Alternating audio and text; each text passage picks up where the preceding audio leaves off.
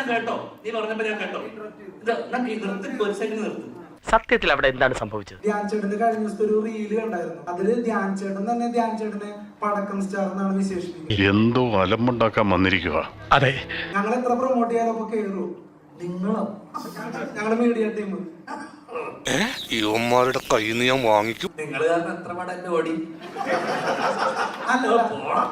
ഒന്ന് പോവാടാ മരമാക്കി പോയി തരത്തി പോയി കളിക്കടാ.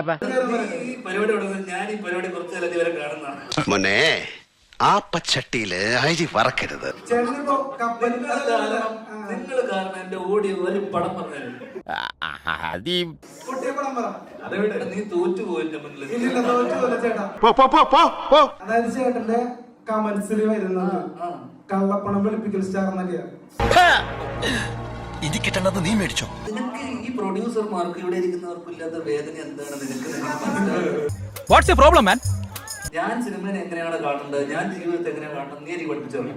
കയ്യിന്ന് പോയടാ ചാർലി. നീ പറഞ്ഞപ്പോ ഞാൻ കേട്ടോ, നീ പറഞ്ഞപ്പോ ഞാൻ കേട്ടോ. നിർത്തി ഒരു സെക്കൻഡ് നിർത്തി. കിട്ടിയല്ലോ ഇവിടെ. മോൻ പറഞ്ഞു കള്ളപ്പണം വെളുപ്പിക്കാനാണ് സിനിമ എടുക്കുന്നത്. സാറേ ആ സമയത്ത് മാസിലങ്ങ് ആയിപ്പോയാണ് സാറേ. അങ്ങനെ താഴെ ഇടുന്ന കമന്റ് വായിച്ചിട്ടാണോ നീ പറയാ കള്ളപ്പണം പഠിപ്പിക്കുന്ന കാര്യം? നിനക്ക് എന്ത് അടിസ്ഥാനം ഉണ്ട്? അതിന് പറയാൻ എന്ത് പ്രൂഫ് ഉണ്ട്? അതല്ല ഉദ്ദേശം, എന്ത് പ്രൂഫ് ഉണ്ട് നീ പറയുന്നതിന്? ഈ താഴെ യൂട്യൂബിൽ കമന്റ് ഇടുന്ന ആൾക്കാരാണ് പറഞ്ഞിട്ടല്ലേ? ഞാൻ മാത്രമല്ല അവരെല്ലാവരും. നിനക്ക് എന്തെന്ന് അറിയാമോ ഇതിനെ കുറിച്ച്, സിനിമയെ കുറിച്ച്? അപ്പൊ മിണ്ടരുത്.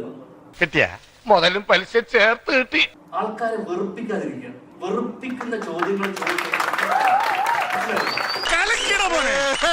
അച്ചടക്കം, മര്യാദ, എവിടെ എന്ത് സംസാരിക്കണമെങ്കിലും വെറുപ്പിക്കാതിരിക്കുക. കിട്ടേണ്ടതൊക്കെ കിട്ടിയല്ലോ, സമാധാനമായല്ലോ. പിന്നെ ഒരു കാര്യം ചെയ്യാം, പോയിട്ട് രാവിലെ വരാം.